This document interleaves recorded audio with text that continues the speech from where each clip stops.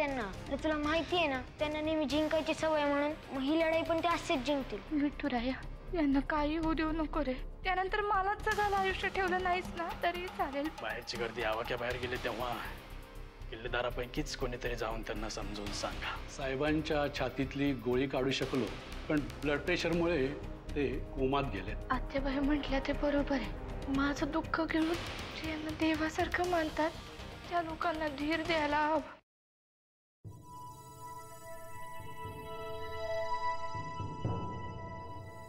बसा.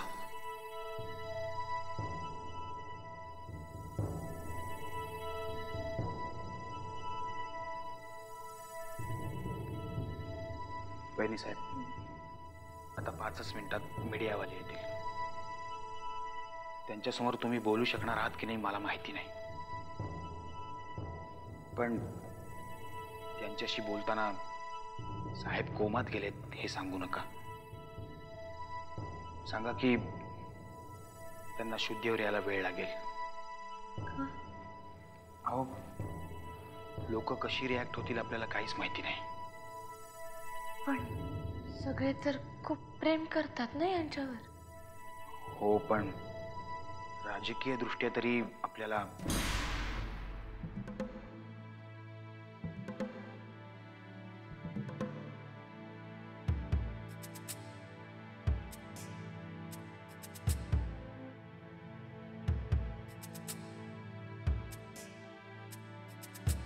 मी आपली ओळख करून देतो.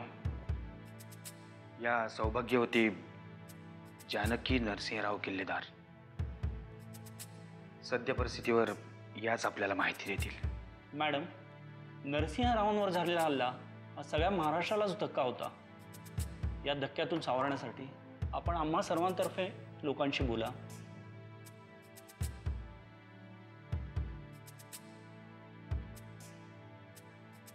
नमस्कार, मी जानकी नरसिंह किल्लेदार. आत्ताच यांचं ऑपरेशन झालं. डॉक्टर त्यांना लागलेली गोळी काढण्यामध्ये यशस्वी झाले, पण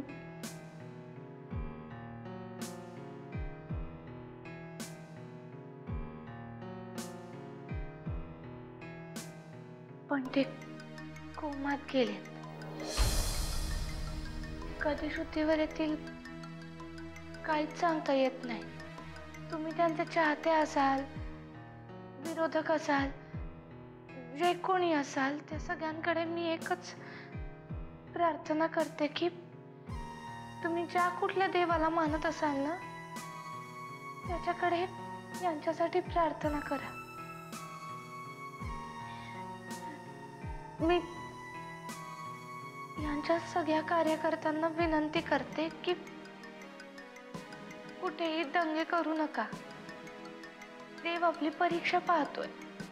असं काही वागू नका की ज्यामुळे पुढे यांना त्रास होईल. कारण माझी खात्री आहे हे नक्की बरे होतील. एका भक्ताच्या प्रार्थनेकडे देव दुर्लक्ष करू शकतो, पण जेव्हा हजारो लाखो लोक प्रार्थना करतील तेव्हा त्यांच्याकडे दुर्लक्ष नाही करू शकणार. मी तुम्हाला सगळ्यांना विनंती करते की माझ्या कुंकवासाठी, तुमच्या लाडक्या नेत्यासाठी देवाला साकडं घाला.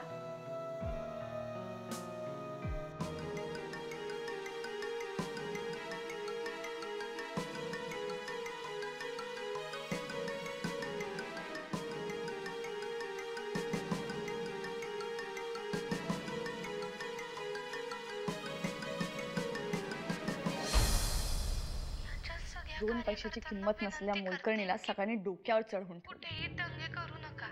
घरात अन्न मिळायची मारामार होती. तिथे ही अख्ख्या महाराष्ट्राला शांत राहण्याचा सल्ला देते.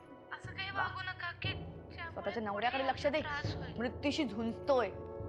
ती तर स्वतःच मार्केटिंग करते. अहिल्या, नक्की बरे होतील. अगं तो टीव्ही बंद कर गाडी. आवाज सकाळी सकाळी डोकं दुखतंय का माझा? झाली तुमची सकाळ. तुमचा ना जाहीर सत्कार करायला हवा. घरात इतकं रामायण घडतंय पण तुमची कुंभकर्णाची झोप काही मोडली. काय घडतंय काय घडतंय हा? सगळ्यांना विनंती करते. तुझं आणि आत्याचं काहीतरी झालं असणार, नाही तर तुझं आणि त्या जानकीचं काहीतरी झालं असणार. काय वेगळं असणार आहे का? वामनराव किल्लेदार, आता मी तुम्हाला जे काही सांगणार आहे ना ते ऐकण्यासाठी मनाची तयारी करा. उगीच पायाखालची जमीन सरकायला नको. काय असणार आहे? एवढं भयंकर असेल ना तर मला नको सांगूस. आणि खरं तर सकाळी सकाळी तुझं काही ऐकावं अशी काही माझी इच्छा नाही. मी त्यापेक्षा पडतो. काल रात्री आपल्याच घरात मोठ्या भाऊजींवर जानकीच्या बॉयफ्रेंडने गोळ्या झाडल्या आहेत. आणि आता ते हॉस्पिटलमध्ये आहेत. कळलं? हिल्या, सकाळी सकाळी मला चिडवण्यासाठी काहीतरी अभद्र बोलू नकोस. एवढंच नाही तर त्या हल्ल्यात जानकीचा बॉयफ्रेंड मारला गेलाय. काय बोलतेस तू? आता जा लवकर हॉस्पिटलमध्ये, नाहीतर भाऊजी पण जातील.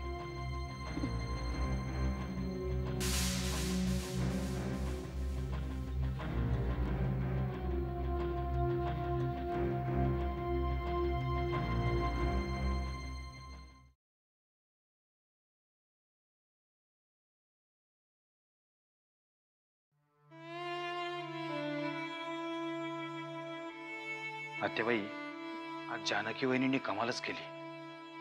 अहो, त्यांच्या बोलण्यामुळे बाहेरची सगळी परिस्थिती आटोक्यात आली. बाहेर येणारी गर्दीही थांबली. एवढंच नाही तर रमावती मधला गोंधळही शांत झालाय. जानकी म्हणजे नर्मदेचं दुसरं रूप. 2 शब्दात केलं ना तिने आपल्यास सगळ्यांना. यालाच तर म्हणतात गावची माऊली. आत्याबाई, एक विनंती करू? तुम्ही घरी जाऊन विश्रांती घ्यावी. इथल्या परिस्थितीतील सुधारणा डॉक्टर आपल्याला कळवतीलच. तुम्ही सगळ्यांनी जर अशी आवाळ करून घेतली तर पुन्हा कोणीतरी आजारी पडायचं. तुम्ही थकल्यासारख्या दिसतात. आणि तुम्ही निघालात तरच मुलं निघतील. वाकणीस आज पहिल्यांदाच अंगातलं सगळं बळ गेल्यासारखं वाटतंय. आयुष्यभर मोठेपणा अंगाला चिकटला. त्याच्यामुळे मनापासून कधी रडता सुद्धा आलं नाही.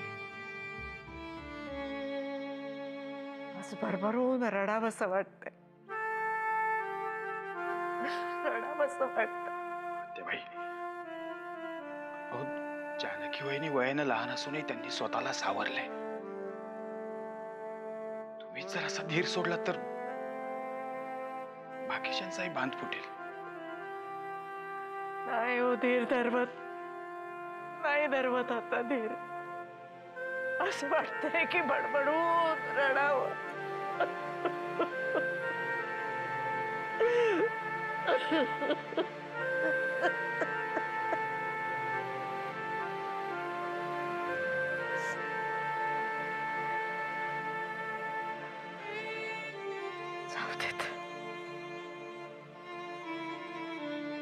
जाऊ दे.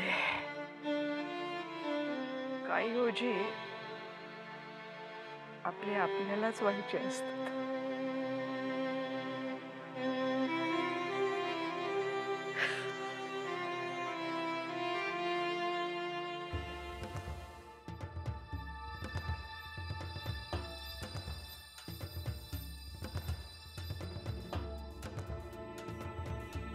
काय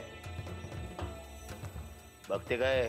मार्कम म्हशीसारखी शिस्तीत राहायचं. नजर खाली, मान खाली घालून जगायचं इथं. नाहीतर काय करा?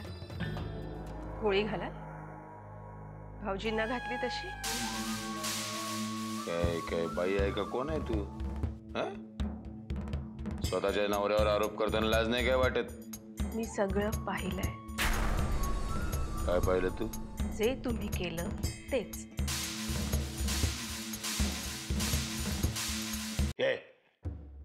मी काय केलं? मी काय नाही केलं. म्हणजे तिथे तर दादा आणि तो दोघं जण मारामाऱ्या करत होते. झोंब बाजून बी चालू होती. मी नेमकं तेव्हा पोचलो, पण तोपर्यंत झालं होतं सगळं. मी काहीच बोलले नाही. तुम्ही तुमच्याच तोंडाने सगळं बोलताय.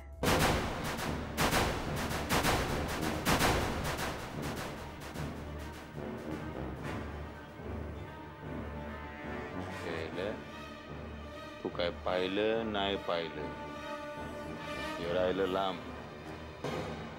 तुला गळा दाबून संपूर्णच टाकतो.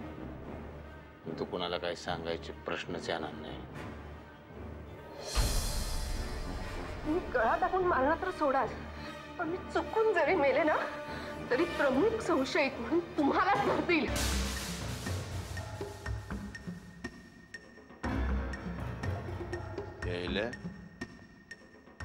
ब्लॅकमेल करते काय? ब्लॅकमेल करते? किती पैसे घेणार तू? तोंड बंद ठेवायची किंमत बोल. पैसे पाहिजे, दागिने पाहिजे का बापाला एखादं देऊळ बांधून देऊ? बोल काय पाहिजे तुला? माझ्या पोरीला तिच्या बापाचं प्रेम द्या, बस. मला दुसरं काही नको. नाही, आयुष्यात पहिल्यांदाच पाहिलं ब्लॅकमेल करणारा माणूस हात जोडतो. दिलं तुला काय पाहिजे ते दिलं. ही वोट उचकटायची नाही, बंद ठेवायची.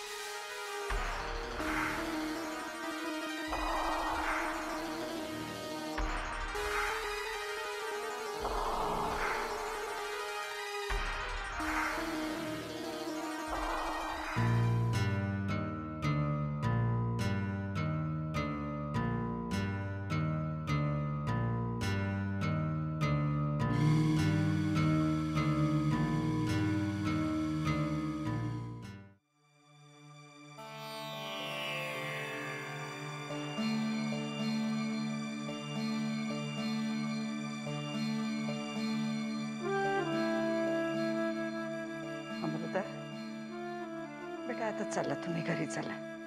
गणेशला पण घेऊन जा बरोबर. नाही आत्याजी, तू जा घरी आणि गणेशलाही घेऊन जा. मी थांबते इथे. इथे थांबून तरी काय होणार आहे? त्याच्यापेक्षा घरी जा, थोडी विश्रांती घे, फ्रेश हो, आणि मग येता परत यायचं असेल तर. आत्याजी, मी वाकनिसाने सांगून ठेवलंय, ते खाली वाट पाहतायत तुमची. चला बाळा, उठा गणेश, चला. ठीक आहे.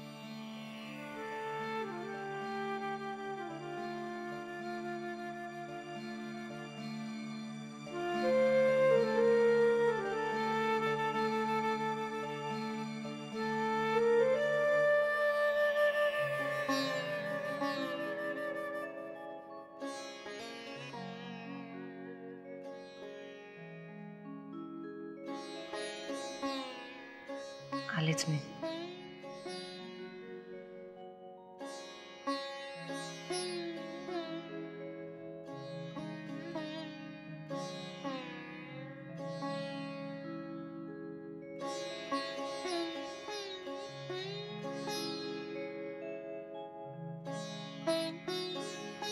जानकी, आता थोडा वेळ घरी जा बाळा. अमृता आणि गणेश गाडीत जाऊन बसलेत. जा. नाही, तुम्ही जा, विश्रांती घ्या आणि वाटलं तर परत या. आता तुलाही विश्रांतीची गरज आहे बाळा. यांना सोडून मी कशी येऊ? हे बरे झाल्यावरच मी येईन. तू किंवा मी इथे थांबून काहीही फरक पडणार नाहीये. असू देत, पण मी इथेच थांबणार. घरी गेल्यावर ना फक्त माझ्या पांडुरंगाला माझा निरोप सांगा की तू जी जानकीची परीक्षा घेतोय ना त्याला जानकी बसली आणि पास झाल्याशिवाय ती घरी नाही येणार म्हणा.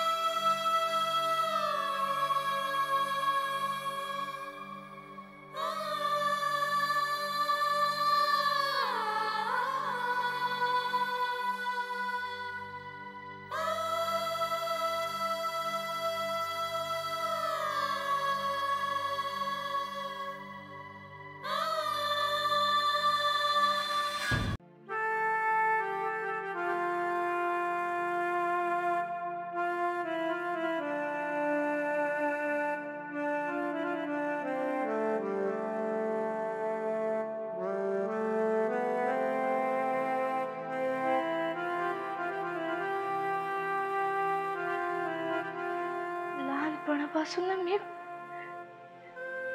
सत्यवान सावित्रीच्या गोष्टी ऐकत मोठी झाली.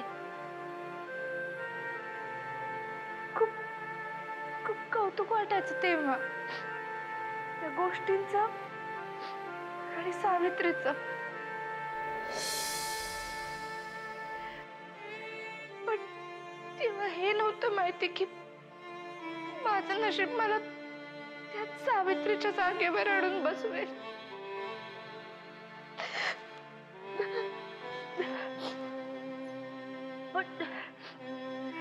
पण माझा माझ्या कुंकवावर पूर्ण विश्वास आहे.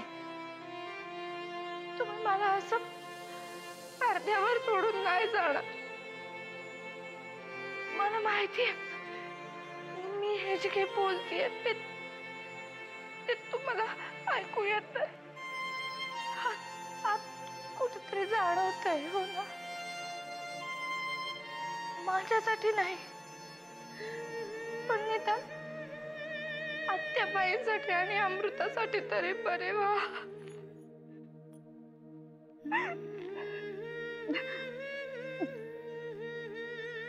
आतापर्यंत मी तुमच्याकडे कधी कधी कुठला हट्ट केला नव्हता, काही मागितलं नव्हतं.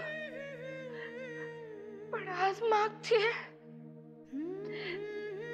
माझा एवढा हट्ट पूर्ण करा. मी परत तुमच्याकडे कधी काही नाही मागणार, काही नाही मागणार.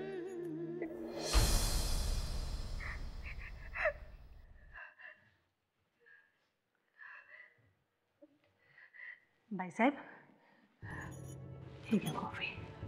नाही, मला नको. अहो पण त्यांच्यापाशी बसून रडायला तरी अंगात बळ हवं ना. मग हे घ्या कॉफी. चला घ्या बरं.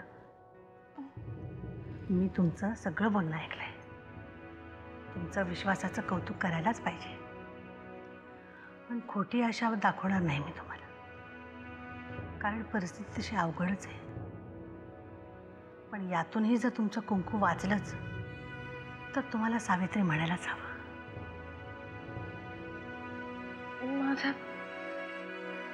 माझा यांच्यावर पूर्ण विश्वास आहे. हे बघा, तुम्ही रात्रीपासून जरा वेळ पण आराम केलेला नाही. थोडी कॉफी घ्या आणि आराम करा. चला, सगळं काही व्यवस्थित होईल. चला.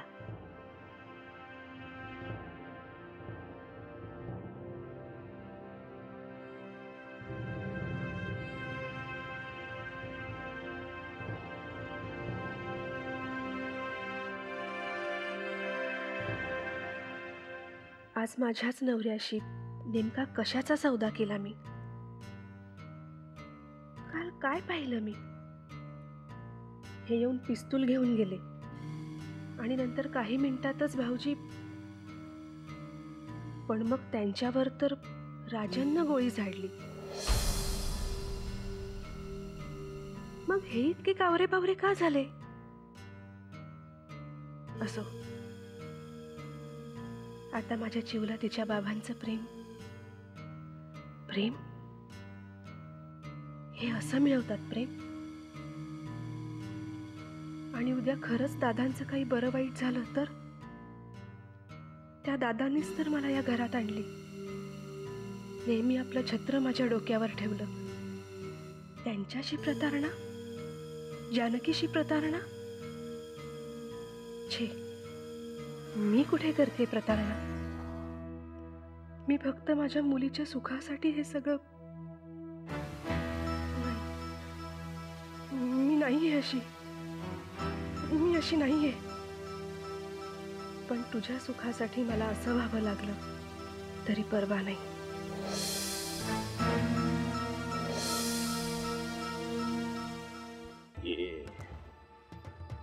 बस बघ, मला सांग, नरसिंह दादाची तब्येत कशी आहे? काय परशु शेठ, लय डेंजर आहात तुम्ही. हा, तुम्हाला सांगतो, तू राजन मेला नसता ना मीच त्याला मारला असता. येड आहे काय तू? तुझ्या बहिणीचा दोस्त होता ना तो. त्याचं नाव पण नका काढू माझ्या समोर. लय चांगला माणूस होता, पण पैशासाठी चुकीचं वागायला लागला अशी माझी ताई म्हणते. अरे मरू दे रे, झालं गेलं गंगेला मिळालं. आपण आपल्या माणसाचा विचार करायला पाहिजे. डावा डोळा हे बघ फडफडायला लागलाय माझा, काहीतरी वंगाळ घडणार आहे. मला त्या डॉक्टर संगड बोलायचंय. कसं काय बोलता येईल? नंबर आहे त्याचा तुझ्याकडे? नाही, माझ्याकडे नंबर नाहीये. येस तर तू चुकते ना, नको त्या गोष्टीत लक्ष घालत बसतो. डॉक्टरचा नंबर पाहिजे की तुझ्याकडे? मग आता कुठनं मिळणार यो नंबर? अरे बघ, डावा डोळा नाही, अख्खी डावी बाजू फडफडायला लागले, काहीतरी मोठं वंगाळ घडणार आहे. नंबर कुठे मिळेल? एवढं काय असं अर्जंट काम निघाले परशु शेठ? अरे लेका हाय अर्जंट काम. थांबा, आठवतो. हा, अमृताताईकडे नक्की मिळेल तो नंबर. हा, काय सांगतो काय? हा. अरे लेका माझ्या तोंडाकडे काय बघत बसला? ताबडतोब पळ, अमृताताईकडनं डॉक्टरचा नंबर मिळव आणि मला आणून दे. आत्ता चालू.